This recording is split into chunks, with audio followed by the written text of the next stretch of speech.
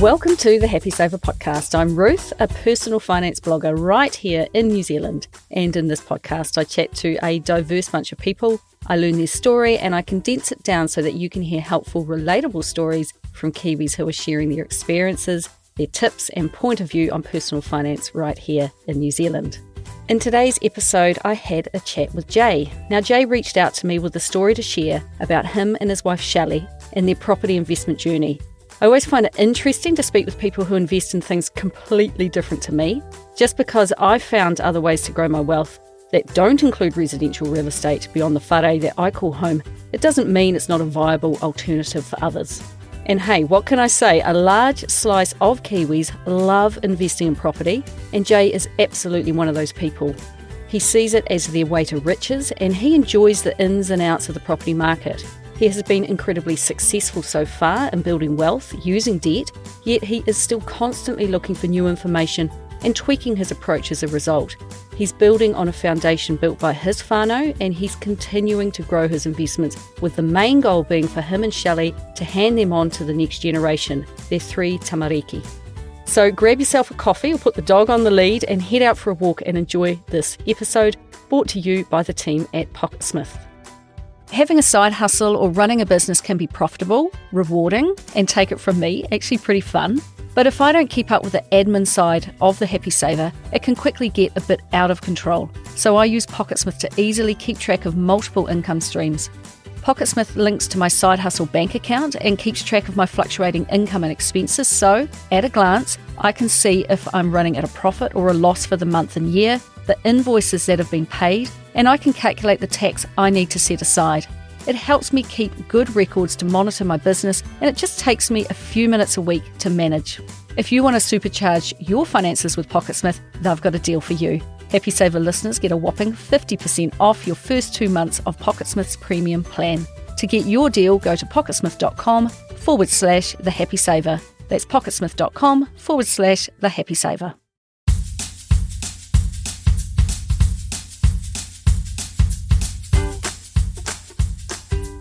I first heard from Auckland-based Jay in 2021 when he filled out my Net Worth Millionaire questionnaire. He had equity of $3.7 million and mortgage debt of $2.7 million. Jay is in his late 30s and his wife Shelle is in her early 40s. They're a blended whānau, and between them they have 3 tamariki, 1 at home and 2 who have left the nest. Between them they currently make about $100,000 a year after tax. This prompted the first of many questions from me. How does someone so young create such a substantial net worth? So we picked up the phone in early April of 2022 for a chat, and off the bat I can confirm that Jay is a heck of a nice guy, and he spoke for both himself and Shelle and started by telling me a bit about himself. He was born in Pukekohe in the early 80s, and he has 2 older siblings from his dad's previous marriage, but they'd left home by the time he was born, so he was kind of an only child to 2 incredibly hard-working parents. They bought their first house soon after he was born, and that's where he grew up. He said his parents were working-class, middle New Zealand. His dad started out as a drain layer, but later in his life he joined the same profession as Jay's mum, which was as a nurse. His mum is now in her 70s and has only just retired, but sadly his dad passed away a few years ago. Jay's dad in particular has had a really significant influence on how Jay thinks about money to this day. He recalls his dad, who was Pākehā, being a real grafter, a real hard worker. Jay recalls many nights where if he woke up and looked out the window, he could see work lights on in the yard and his dad hard at work on a project for himself or for someone else. He wasn't frugal as such. His quote was, "You have still got to enjoy life, son. You still have to be happy." And he seemed to find the line between having fun in life and not going overboard. There was always a balance to be found. He managed the family finances well and was fastidious about reconciling expenses by hand, long after internet banking became a thing. His family used to give him a bit of a hard time about this and joke around with him, but he stuck to his system because it worked. Jay said that upon reflecting on what he was taught about money at home, he didn't think his parents, his dad in particular, pushed things too much around money. They didn't go on about it all the time and turn Jay off, but they said enough to keep him interested, and he just acquired good financial knowledge along the way. His mum and dad were extremely community-minded and both incredibly hard workers, often working opposite shifts to each other as they went about their nursing work. And he said of his mum, who was Māori, that she would pull 16-hour working days if required until the day she retired, and she remains a huge campaigner for personal and social justice, particularly in the area of Māori mental health. She's just deeply passionate about people getting a fair go, he said. Shelle, on the other hand, was born in the late 70s and came from a large whānau of 7 kids, and they didn't have a lot growing up. They lived in a state house and they had food on the table, but they were really living week to week. So it took time for her to adjust to the position of abundance that they really do find themselves in today. Jay is more interested in running their finances, and she trusts in what he is doing, but he said they are very collaborative and they talk openly about money, which is wonderful to hear. Schooling was pretty normal for Jay, but he decided to stop after the 6th form or year 12, and his older brother helped him into his first job in about 1999 at a poultry farm, earning $9 an hour. He stayed there for 4 years before he was approached by a woman who could see what a huge work ethic Jay had. She helped him into a role at a security firm, which is a cash transport management business, offering him a $2.50 an hour pay rise. In hindsight, the extra cash didn't change much for him, as his work commute increased from 10 kilometres a day to 50 k's a day. But he wasn't thinking about petrol costs and wear and tear on his car. He was focused on a different job with more money. Slowly, this job changed and morphed into a career for Jay. The woman who headhunted him was right to see his potential, and he rose up the ranks of this industry, and he took on more and more responsibility, literally handling millions of dollars a day, which sounded pretty exciting to me. He was managing people, managing customers, and seeing quite a bit of Aotearoa in the process. He met Shelle in 2006. She was already mum to 2 young children, and together they had a brief stint working in Australia, where she has family, but they found the pace a bit too fast, he said. So they settled back into New Zealand. He went back to his old job, earning about $17 an hour, and she continued her career in customer service, and they've called New Zealand home ever since. He says of step-parenting 2 young children that he took on the responsibility with his whole heart, and when their daughter was born in 2008, their whānau was complete. At this time, also in 2008, they bought a home together, paying $490,000 for a whare in Auckland, helped in a big way with a $200,000 gift from his parents. There was little said about this gift, just an acknowledgement that with fatherhood pending for Jay, it was time to grow up and be responsible for his family. It gave his dad immense satisfaction, it seems, to have helped the next generation out. And once they were in, they then set about aggressively paying off their home. And with debt pay down and a rising housing market, the equity soon began to grow. Jay switched jobs, moving to a competitor company, and his salary climbed over the years to about $67,000 by the time he left in 2015, which he thought was pretty decent at the time. And with each job change came more responsibilities, and with that came higher income.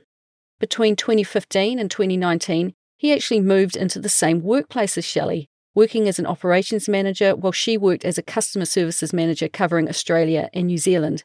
While she was earning about $100,000, his income rose again up to $70,000 and then up to $90,000. And it was during this time that they reached their peak earnings of about $190,000 combined.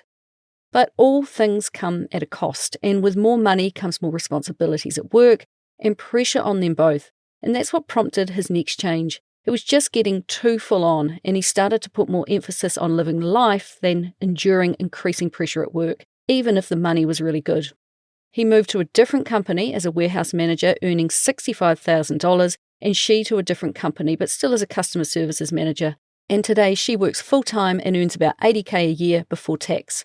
For Jay, one more job move brings him to where he is at today. For the last 18 months, he has been working 3 10-hour days a week, back in the cash delivery business, back on an hourly rate, and taking home in his hand $576 a week. So by my reckoning, he's probably on about $24 an hour. They both rose to their career peaks and have now both tapered things back to less stressful, more manageable schedules where they have a work-life balance. In regards to getting into investment property, things started to change for them when Jay's dad passed away really suddenly in 2016. After making extra payments on their mortgage for a number of years, Jay and Shelle had almost paid their home off by this stage, plus it had increased in value to about $950,000. Because his dad had been starting to show signs of dementia, they had all decided to sell their home and pool their money with his parents to buy a home that would fit all of them in it so that they could share in caring for his dad, and they were actively visiting open homes to make it a reality. But with his dad so suddenly taken from their whānau, their plans had to change too. It triggered him to see that they almost had a freehold house. His own father's goal had always been to see his own 3 tamariki in their own houses, and it helped Jay into his. So when he died, it triggered Jay to look deeper at the legacy that he could or should leave to his and Shelle's children. He sees the housing market getting tougher and tougher, and he wants to see each child in their own home. His plan is to ensure that it happens because he said they can't do it alone, the prices are too high in Auckland, and he wants to help. A deep dive into financial education began for Jay in 2016, and it's showing no signs of letting up. He began to devour knowledge, and from the conversations we had, I could see clearly that he really does have a natural gift for the nitty-gritty detail and the numbers. In 2017, he signed up for a $300 8-week property investment course held by accounting firm Gilligan Rowe, which sounds like a bit of a one-stop shop for those wanting to buy a rental property. He walked out of it and he thought, shit, this is a light bulb moment in my life. He felt that he had been given information that was going to really help shape his and Shelle's future. It felt momentous. The switch flipped. He went from being content with living a New Zealand lifestyle and owning his own home to being increasingly motivated to go out and look for real estate assets that could generate income far beyond their paychecks so that he could create wealth for them and the next generation. For him, the path to doing this was by owning multiple rental properties, and he would do this by borrowing money from their bank. He told me that he created the end goal, which is wanting to earn $200,000 a year from property investments. This would make their need to work for a living in PAYE employment entirely optional. He then worked backwards from that figure and calculated that he would need 12 properties to achieve this kind of income, and they've been working towards this goal ever since. What this time of learning also prompted them to do as a couple was to finally combine their bank accounts, giving them transparency over where all their money was coming from and going to, so that they could then go in search of housing. In the past, he said that Shelle lent more on the spending side, him more on the saver, but in more recent times, now that they are both so transparent with their money, she has really flipped things around. They looked at where money was just being wasted and frittered, and they cut these expenses. He helped her set up bank accounts with budgets that were meaningful to her, and they created a bit of a blueprint to work to. All of their bank accounts can be seen by each other now, which proved a useful addition to their household budgeting. I asked him if he had any thoughts to share on combining accounts with a spouse, because I know that it's particularly difficult for people to contemplate doing so, particularly if it's their second marriage, particularly if they've banked their own way for so long, and particularly if they have been financially burnt by a previous spouse, as Shelle had. He said that he would have done it years ago if he had his way, because when money is divided, the left hand doesn't know what the right hand is doing, so you won't get ahead. He gets the emotional aspect and the independent aspect. People often like to have some money that they can call their own, but you can have all joint accounts and sinking funds, then just one personal private account if that is what you want. It's been so beneficial for them both to have complete transparency over their money instead of one assuming the other has their stuff together. Assumptions are the mother of all stuff-ups after all. He gave me a handy tip too. As they were bringing things together, they printed off and laid all their bank transactions literally on the kitchen table and then kept or cut expenses transaction by transaction. There were lots of small subscriptions, particularly for online services and apps, being charged to their credit card, and they were very, very hard to cancel by going back to the company charging them. So he just closed the credit card that they linked to and drew their fees from. Then they got a new credit card and are now super mindful about what they use it for. After an extensive search, they bought their first rental property in 2017. It was 2 houses on one 1,000-metre section. They borrowed 100% of the total cost of $820,000 on a 30-year term using their own home, which by now was freehold, as collateral. It was pretty easy to do, he said. When they bought it, the bright line test, which is the way of taxing financial gains on investment properties sold within a certain period of buying it, was just 2 years. By now, Jay was starting to really embrace the power of leverage. He had developed a view, and I have to be honest here that I don't understand the math behind it, but the rent had to exceed the purchase price. They paid $820,000, so the rent needed to be higher than $820 per week, which it barely was. So he put the rent up to $900 a week once he took possession. One house was rented for $470 and the other for $430. Through all of his research, he learned that the property needed to pay for itself, meaning that on an interest-only mortgage, all expenses, maintenance, rates, insurance bills, etc., had to be covered by the rent. But Jay also wanted to pay down the principal too, not just pay interest and cross his fingers that the value of the house went up. So in their first year of owning it, they managed to pay $30,000 on the principal of the mortgage. His goal is to always keep knocking away at the debt, but not have to contribute his own money from his and Shelle's wages. I always ask about the tenants that people have. He didn't displace any tenants when he bought this first property, he said, but when they did move on, this rental property became a family affair that seems to work really well. Shelle's mum and partner moved into one house, and Shelle's older children moved into the other one with their partners. They all look out for each other, and since that rent increase back when they bought it, they have never put the rent up again. Now, this is not surprising. I often see rents get effectively frozen because, well, how do you tell your mum and kids that you're increasing their rent? He said that yes, the property is under-rented based on other places around them, which he said have shown massive rental inflation recently. He said that they are probably losing about $170 a week or almost $9,000 a year compared to similar properties. But on the bright side, he could not ask for better tenants. They are super handy, super helpful, and look after the property and each other so well that there are never any issues to manage. But our conversation then went off on a tangent and did come around to the recent increases in the superannuation rates for those over 65. He knows there is more money coming into his mother-in-law's household now, so if there was a time to increase rents, it might be now.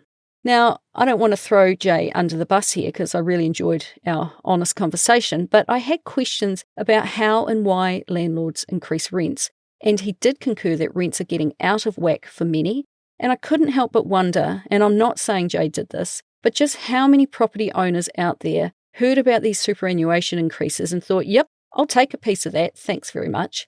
It feels unscientific to base a rent increase on this, in my view, and it's a dog chasing its tail. Super goes up to cover increased rents, then rents go up because the owner knows the tenant has more money, and on it goes. Now, Jay follows politics quite closely. He is in touch with his community, and he is fully aware that if, in this current economic climate, he is putting chocolate and the nice-to-haves back on the supermarket shelf, what are people who are on any kind of benefit foregoing? He knows times are tough for tenants, but he said that new government rules around rental property, which increases costs for landlords, have started to back landlords into a corner, pushing them to increase rents to cover their growing costs, and they are looking for ways to continue to have their houses fully pay their own way, as every property seminar seems to believe they should. He's pretty keen for a change in government, actually, to remove upcoming additional costs, but I really don't think that's going to be the answer to his problems. Every government makes and amends laws. Some impact you directly, some don't. Because where does it end? Just because a property investor is willing to pay more and more to buy a house, the calculation of rent being more than the price you paid has to find a tipping point, surely. I can see how it might have worked in the past, but not at the moment, not with Auckland house prices being the way they are. You would have to be investing in the hope of capital gains or the property going up in value because rental yield can only stretch so far to cover costs, surely. So we went down an interesting track with all this, but let's get back to his story.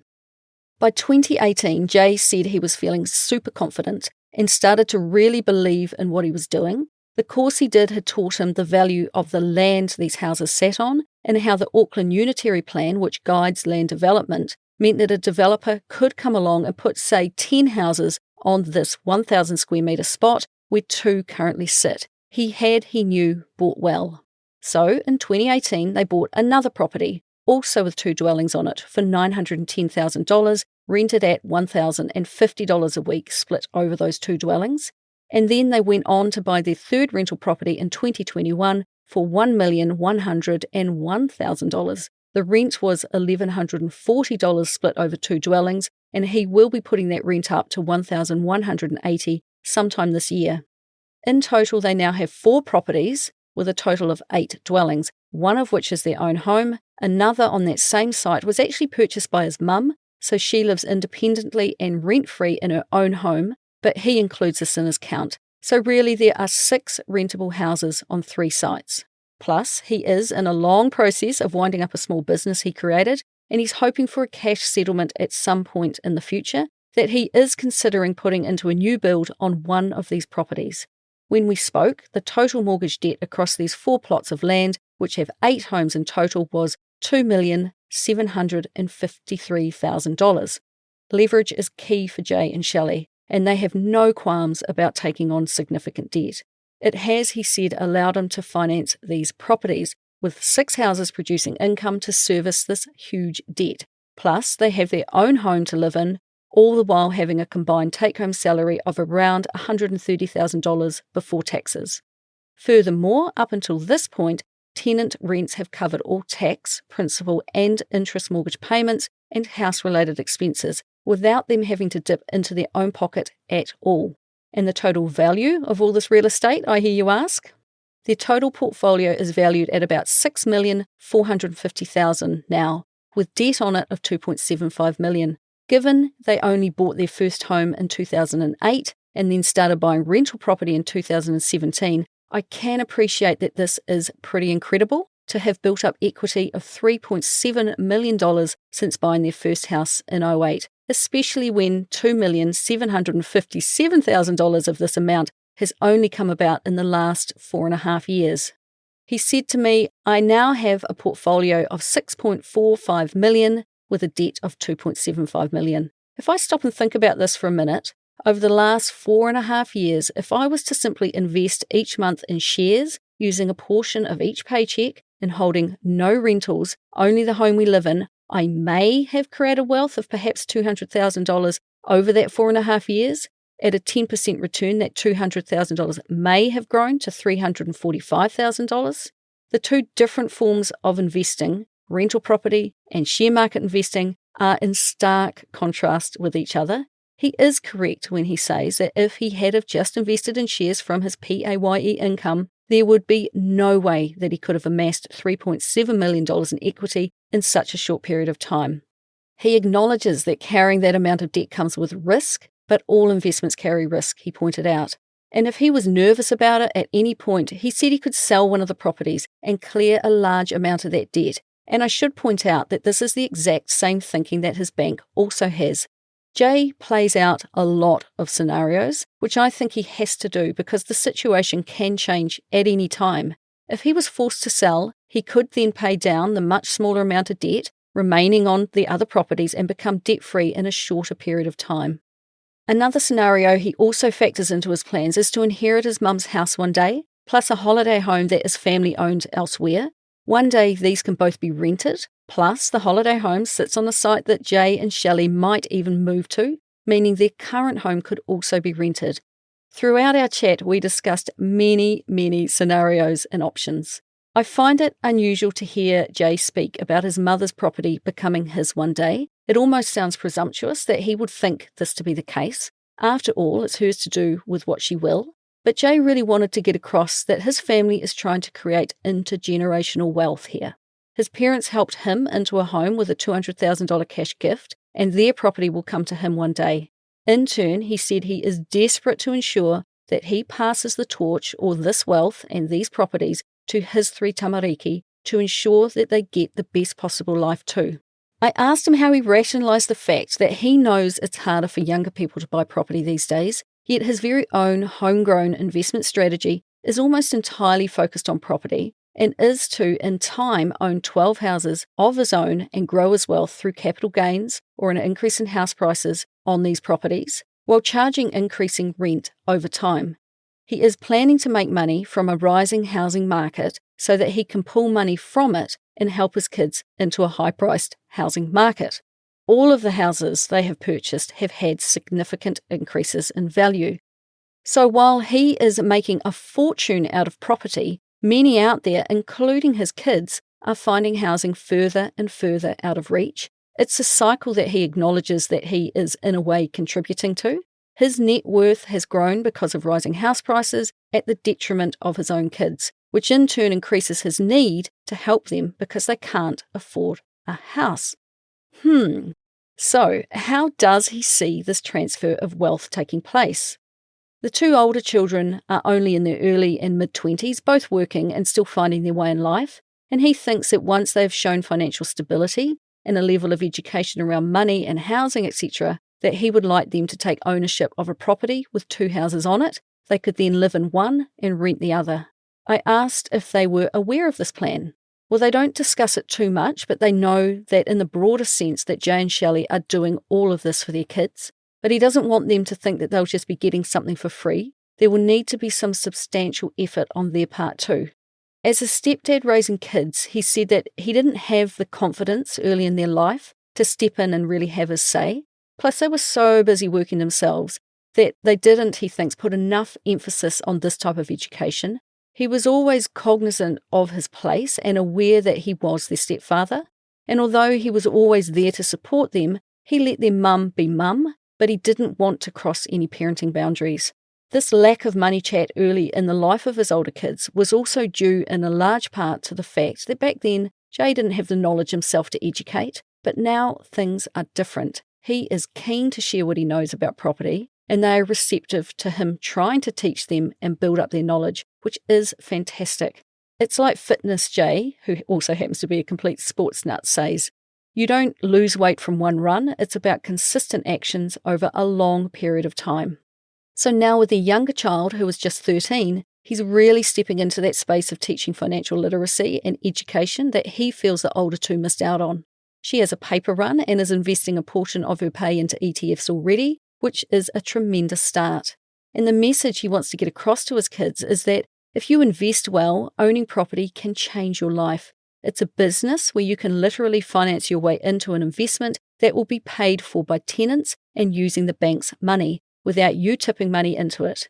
Yes, interest rates may change, but if you do the numbers right, such as him always buying 2 houses on one plot, you can achieve success with a no money down scenario. Now, I'm not going to lie, I struggle with the concept of housing as a business, and having dwelled on why this is, I've concluded that I don't like seeing tenants being used as such a blunt wealth-building instrument for the betterment of a minority. When housing is viewed as just a business, the pendulum can swing too far in one direction, and I think that's what we are seeing now, with rising house prices, rising rents, and our current government introducing rules to change things. Owning property has been such a huge cash cow for so many for so long, but the pendulum is on the move, which Jay is pretty clear he is not overly happy about. The other issue I have is that Jay and Shelle never get to collect their rent. Well, they do, but they give it all to everyone else. They hold all this equity across all this property, yet they don't see a cent in their bank account that they can get to keep, at least at this stage. Jay kindly helped me out with this. He is content that this will be their reality for the foreseeable future. While he is fit and healthy, he said they are in no rush to retire, so they do not need the income from the rent. Over the next 10 years or so, he said that he is likely to pick up tax-free capital gains to the tune of 6% on his portfolio of $6.45 million. And my thinking once again is that unrealised capital gains won't pay for the groceries, but in theory I can see that they are there. In regards to investing solely in property, he wanted to reiterate that he does all this not to be wealthy, but to have control of his time when he deems it's the right time to pull back from paid employment. He reiterated that he also invests this way more than anything for the future, for a time when he can have homes for his children to live in and own, with each of them also having another dwelling on the same site giving them income support, i.e. the tenants also paying rent. It's hard to predict the future, and it's fair to say that people who invest in property felt a little, how shall we say, set upon when the current government introduced changes to the interest deductibility on investment properties recently. I asked Jay how the government changes will impact him. Rules are always being tweaked and changed in response to national and international pressures. It's just a fact of life. The Reserve Bank has been tweaking loan-to-value ratios, meaning that the investment property buyer has to have quite a bit of equity in their other investment properties. I think it's 40% to get new lending. And rules are different for if you are just buying an existing house or if you are adding to the overall housing supply by building new properties, which they view more favourably. More recently, mortgage interest rates have been on the rise, and they are predicted to go higher. In fact, between speaking with Jay and writing this up, they rose yet again. Whereas you used to be able to pay interest only on your mortgage, now I've heard that you can't do this for more than 5 years without the lender having to reassess your capacity to pay, because the banks are gearing up for still higher interest rates, and they want to ensure that they're going to get their money back. Up until this point, Jay's strategy of leveraging has been a sure winner. He's taken more risks than I could stomach, but he's grown his wealth as a reward. He said he factored in higher interest rates all along, and with his strategy of paying both principal and interest, he was never solely reliant on capital gains alone. In fact, he said that he wouldn't be bothered if the homes didn't go up in price, because nor does he plan to sell. So the changes to the Bright Line test were not really an issue to him either, and there won't be any additional tax to pay there. Plus, over time, he is keen not to buy more land, but to put more homes on the land he already has, thereby increasing the housing supply, which is a good thing. Even with the council rates going up by over $1,250 a year on one property alone, currently the rent he receives still covers all of the outgoings. But these recent changes to interest deductibility, where you can no longer deduct interest paid on a mortgage as an expense, has upset the apple cart, and they are set to impose new costs on his business model that can no longer be covered by the rent. His ideology around property, he said, was to buy investments that didn't require topping up of the mortgage. However, with government changes, he will now find himself having to do just that. That settlement I mentioned that he was hoping to receive from closing a business, he will now be keeping this money aside to pay future taxes owed. And he shared with me an important phrase that he said he now takes on board. Capital gains are off, away in the future, and may never actually happen, whereas cash flow is money you can use to pay your groceries today. To enjoy the future, you first of all must survive today. We don't know who said this, but it's a good point. He said that while he keeps his finger on the pulse of politics and the mood of Kiwis, as more regulation has come on stream, he will look to diversify assets and investments, because the government of the day will probably take some of his wealth at some stage, and he needs to do what he can to protect it. He is constantly considering and investigating what levers he can pull, and as he matures, he gets more of an understanding of what these tax changes mean for him. What might that plan be, I had to ask. Any announcements made that have an impact on rental property have many investors in a bit of a flap. He is adapting to an evolving situation, and when he said these new rules have backed landlords into a corner, I could see him searching for the best exit by playing with the idea of different scenarios, which most likely mean that he is going to have to dip into his own pocket to pay up. He said that the last thing he wants to do is sell any of his properties because he has his plan and he wants to play it through. But he has a tax bill coming to him in ever-increasing amounts over the next 5 years. By 2024, by his calculations, the rent will no longer pay all the bills, and they will need to use their income to top up by $17,000. This rises to $35,000 in 2025 and $44,000 by 2026, when interest deductibility is completely phased out. Because he bought the houses over a number of years, at the same time as the government changed the Bright Line test, if he did choose to sell, he has a really hard decision to make about which one to sell. And then if he chooses not to sell any, well, all of their capital will be tied up for a really long period of time. Now, I hope you're keeping up with me here. Like I say, property investors have so many moving parts. And then, of course, there is the problem of a house being such an illiquid asset. Just because you want to sell might not mean that someone is looking to buy a house, or you might be fundamentally opposed to selling if you can see the market is down and your house is worth less now than it, in theory, used to be. And or they might not be willing to pay what you want in this current market. Who knows? The process could take many months to complete. Once again, though, he is looking at all sorts of options. He could work more himself. He could build another house to bring in extra rent. He could rent to a social housing provider because there are tax advantages to doing so. He's actually researching this very option right now. He is also hoping for a change of government at the next election, but I honestly think that this won't fix his problems anyway. And I'll go back to my first thought when Jay and I began to chat. Housing as an investment is extremely complex, which leads me to my final concern with the housing market. Those who go all in on property because of the wealth it can bring, and Jay and Shelle are great examples of the wealth it can create, they back themselves into their own corner because of their lack of diversification. I don't think you can blame any government for that, and Jay agrees that you have to look at the economic conditions, no matter the government of the day, and adjust your own course. Too much of one thing, any one thing, limits your ability to adapt. Because their primary investment vehicle has been only housing, of course they feel the pressure more than someone like myself who doesn't really care what interest rates are or what bright line tests do to a property investor. It's just not even on my radar. So Jay is scanning for his next move, and I've no doubt that he will find it. He's listening to podcasts, he's listening to economic experts, he's reading all the property investment websites, and he's soaking in all the information. He's watching the government, and they are in turn watching him. What will he do? Load these new costs onto his tenants or suck them up himself, thereby completely shifting the model he's lived by? I'm fascinated to find out where he goes from here.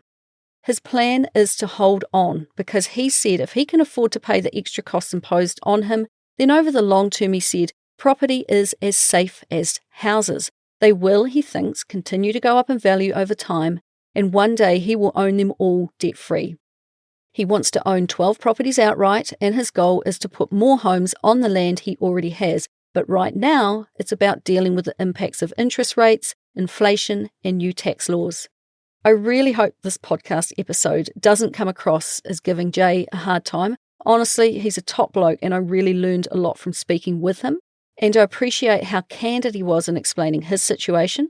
He said he lives a normal life, a simple life if you take the house investments out of the mix for a moment.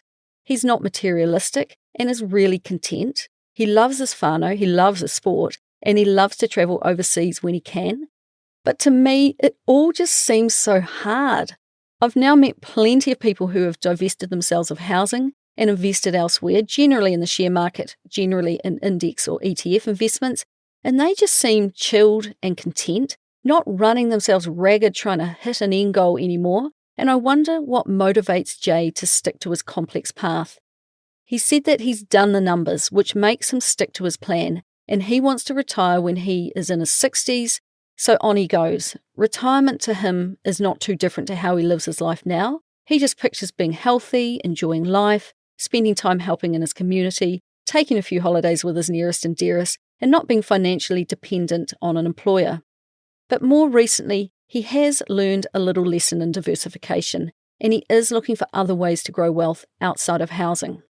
They have now set $20,000 aside as a rainy day fund, and both he and Shelle are in KiwiSaver. His balance is only $36,000 and hers just $15,000. They didn't get into it until about 6 years ago, and he started and stopped as he changed between jobs and dropped down in income. Because he needed the extra money in his pay packet at that time, he kept stopping his KiwiSaver contributions, which he sees now as flawed thinking, given what he knows about compounding returns and time in the market. More recently, he has moved his KiwiSaver out of the default fund it languished in into an aggressive fund with Milford. While looking for investing alternatives, he has also dabbled in crypto, putting in $2,000 and promptly losing his password. So he can kiss that money goodbye forever because he will never gain access to it again. And take that as a word of warning if you are a prospective crypto investor.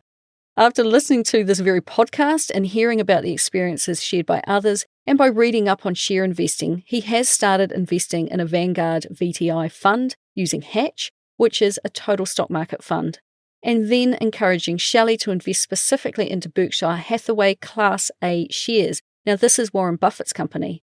They have made the decision now that he invests his entire pay into the share market, so that's not mucking around. And it's good to see some diversification coming in, but I do worry at the aggressiveness of it. But having chatted to him a while, I can see that this is just the kind of person he is. Learn new information, implement new information.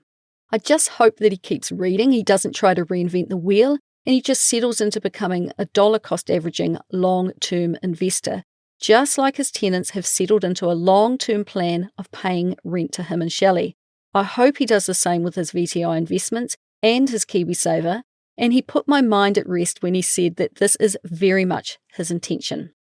Right, now on to some quick questions. I asked him what's the most extravagant thing that they've purchased for themselves in the last 90 days. Well, they actually just bought a moped for Shelle to ride to work, but they scored that for free when they won some money in a radio competition of all things. In fact, he went on to tell me about heaps of stuff he's won over the years, including trips to see some pretty major sporting events. So aside from that free moped, then his answer was nothing.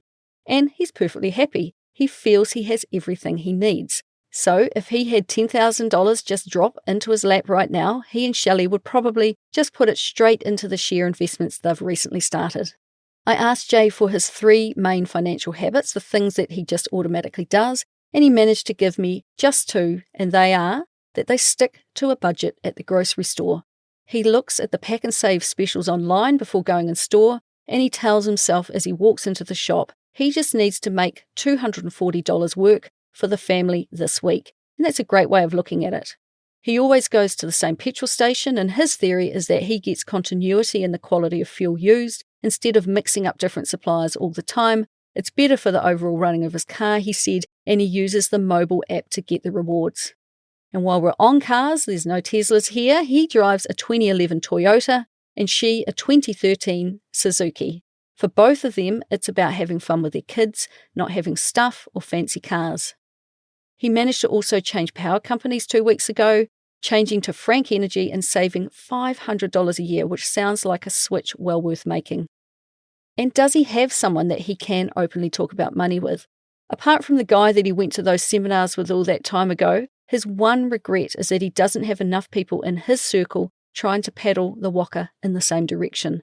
So, to help with this, he just joined the Property Investor Association at a cost of $400 so that he can tap into more community and more knowledge. Some friends also know he's really passionate about financial stuff and they send him random questions, and he said that really sparks him up when he is able to help others. And he very kindly offered that anyone listening to this episode who wants to connect with him can do so. Just reach out to me at ruth@thehappysaver.com and I'll put you in touch. And thanks, Jay, for offering that. As for resources that he would recommend, he watches a lot of YouTube channels. George Gammon was the one he recommended, Tea with Tony on YouTube, The Barefoot Investor book by Scott Pape, Mary Holmes' book, the old book Rich Dad, Poor Dad, which you will either love or hate, and the writings of Max Rashbrook. Plus, he likes reading interest.co.nz.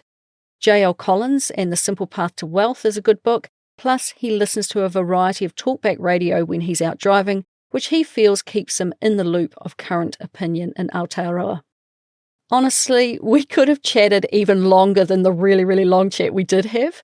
In my view, he is in the wrong career currently. He does have such a passion for this topic. He loves to share his strategy and his opinions, but he's also very receptive to hearing the thoughts of others, particularly this non-property podcaster. It would be cool to see him in a career that let him pursue these topics more. So before I wrap up, I have another quick message from today's sponsor. If you want to supercharge your finances with PocketSmith, they've got a deal for you. Happy Saver listeners get a whopping 50% off your first 2 months of PocketSmith's premium plan. To get your deal, go to pocketsmith.com/thehappysaver. That's pocketsmith.com/thehappysaver.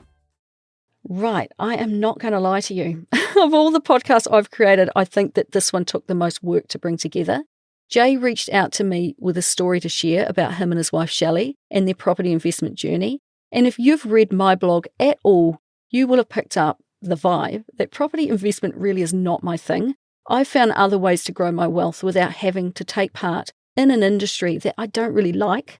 I find the rental property business complex, convoluted, confusing, and above all, a really long-winded way to make money. And the debt burden, if I'm being completely honest, it makes me a bit nauseous. I knew as I set out to write this up that it was going to be a challenge because I know that my thoughts about housing as an industry are so different to his. So I want to say a sincere thanks to Jay for his patience with my many questions and for sharing his and Shelle's story. I hope I have represented your situation well, Jay.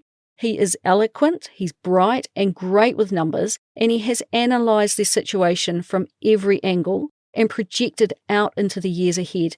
And it's hard to explain all of that in detail in a podcast. He and Shelle are a tight team these days, and they know that in regards to property, there are a few storm clouds brewing, so they need to work out how to navigate their multi-layered investment portfolio through this. It's because of his willingness to learn new information, and it's because of these changes that they have recently started to diversify into investments other than housing, because I think they are now seeing clearly that going too deep in one direction, it limits your opportunity in another, and it restricts your ability to deal with change.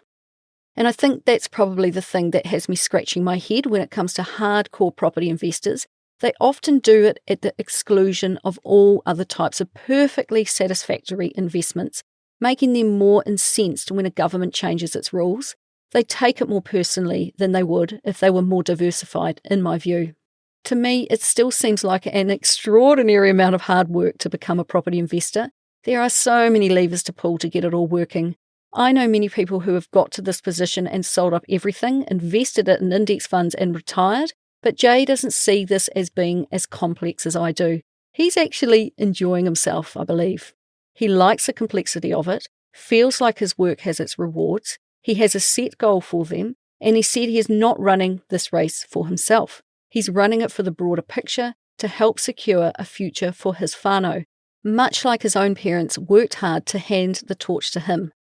Jay and Shelle remain in the same house they bought all those years ago when his own father said, "You're about to become a dad, it's time to grow up a bit and settle down." His dad paced up and down outside the auction, too nervous to stay and watch, and he burst into tears when his son won it. And I can see how seeing your own whānau so happy and so proud for you can drive you to want to emulate their generosity and their success. He wanted to be clear, and he said to me, "This is important, Ruth. What is the point of you having all of this wealth and taking it to the grave when you could have helped your kids get on the right track? Not to spoil them, but to help them. Why would you not want to do that?" His dad and mum helped him into his first home, and he has a duty of care to pass it on to his kids. So with that in mind, I'm really inspired to keep following along with his journey to hand the baton onto the next generation. So that's all from me this week, and if you want to get in touch, you can find me at thehappysaver.com, and I would love it if you could leave me a rating and review wherever you listen to podcasts, and please do share it with your friends. It is the best way that people can learn about the podcast, and I would love it if you would talk more about money with your own friends and whānau and help me continue to help others be better with money. So until next time, happy saving.